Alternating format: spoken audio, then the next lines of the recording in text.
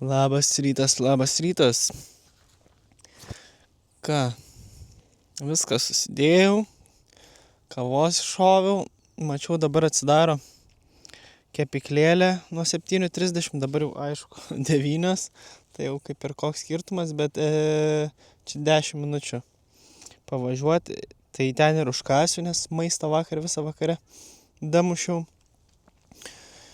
O naktį, kaip sakiau, praleidau prie jūros, tai ten toliau jūra už kokį, nežinau, 300 metrų, o čia palapinę buvau pasistatęs. Tai labai fainai, nes saulėlydis buvo toj pusėj, o ten kalnai, tai labai gražu buvo, aišku, čia medžiai dengia, bet ten paėjus už medžių, tai tiesiog pasakiškas vaizdas buvo, nes leidosi už kalnų, o čia saulėtekis. Tai irgi virš jūros kilo saulė, tai palapinę buvau specialiai pasistatęs tą pusę, tai vau. Tai vat vėjas tik labai didelis buvo, tai kartais tokiais gūsiais užeidavo, tai miegi ir tai tik užpučia net visą palapinę, tiesiog sušlama taip garsiai. Tai išsigandau, gal kas užkrito pirmą kartą, bet paskui kažkaip pripratau. Šiandien ta diena jau, kai kirsim Prancūzijos Ispanijos sieną ir kelsimės su dviračiu per Pirėnų kalnus. Tai labai laukiu, aišku, reikės į įkalnę paminti nemažai, bet vaizdai turėtų būti visai gražus. Nu ką, paskutinis žvėris, Ispanija, lygtais apie 13 dienų gaunasi. Tai panašiai kaip ir Prancūzija. Prancūzijai 15 berods. Tik aišku, Ispanija žymiai kalnuotesnė, tai bus reikalų. O ką, dabar važiuojam, užkasim ir viskas, susitiksim kelioniai.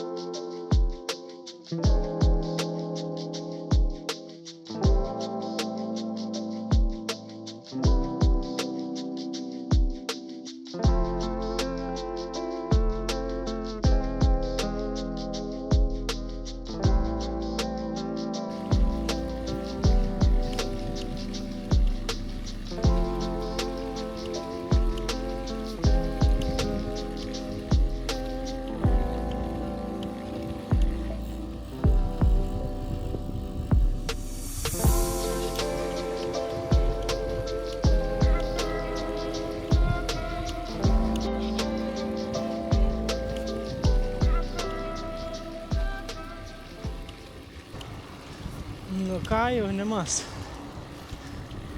Pirėnai, o už Pirėnų jau Espanjol, Ispanija. Šiandien lėksim pro šitus kalnus ir kažkur ant kalno pabaigsim dienelę turbūt.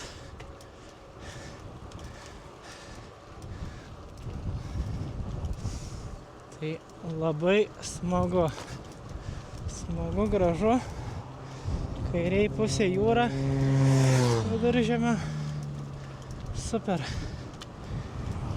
Vėjukas pučia į nugarą tiktais.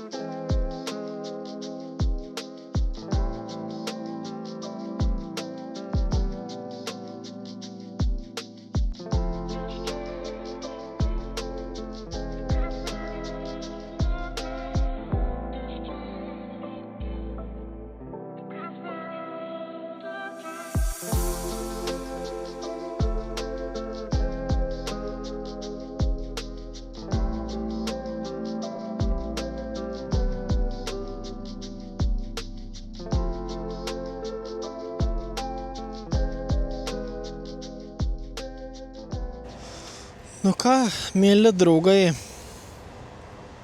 atvažiavom į žadėtą žemę. Ispanija, Ispanijos pasienis. Jau biški viršui ten buvau sustojęs parduotuviai, nusipirkau atsigert, sausainuku biški užkast, pasikeist segmentą kitą, nes šiandienos segmentą kaip ir užbaigiau, bet pasirodo, kad valandą vėliau čia saulė leidžiasi. Tai labai gerai, reiškia, valandą ilgiau galėsiu važiuoti.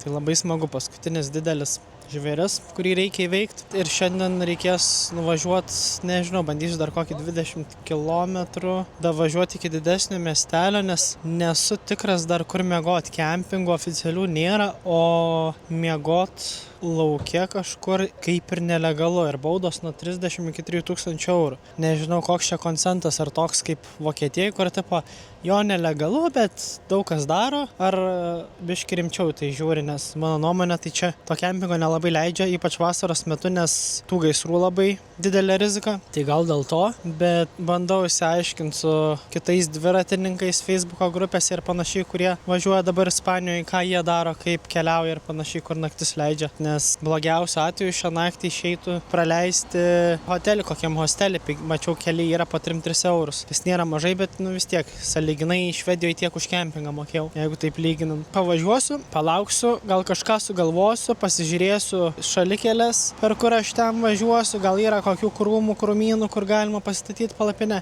Jeigu ne, tiesiog privažiuosiu tą miestelį ir tada ten apsistosiu šiai nakčiai, o kitom naktim bandysiu įsiaiškinti jau kaip ką darysiu toliau. Tai žengiam šitą didelį žingsnį paskutinį į Ispaniją, nes Portugalija 2 dienos, tai aš prie Ispanijos primetu. Važiuojam.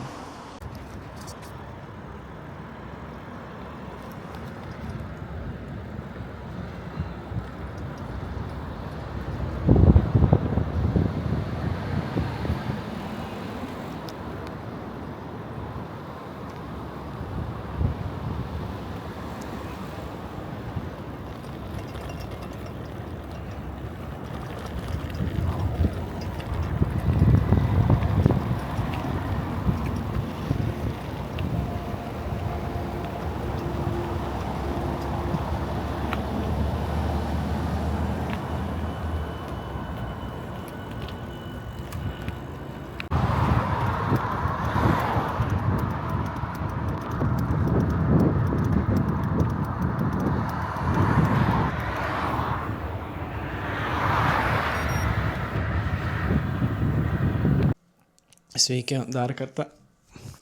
Tai vis dėlto priėmiau sprendimą, kad pasimsiu kambarį. Pasižiūrėjau, važiuodamas tų vietų nieko neradau, visiškai pro tokius komercinius, net ne miestelius, bet gyvenvietės važiavau ir tokiu greitkeliu su fūrom kartu. Aišku, ten dviračių takas toks padarytas, bet vis tiek.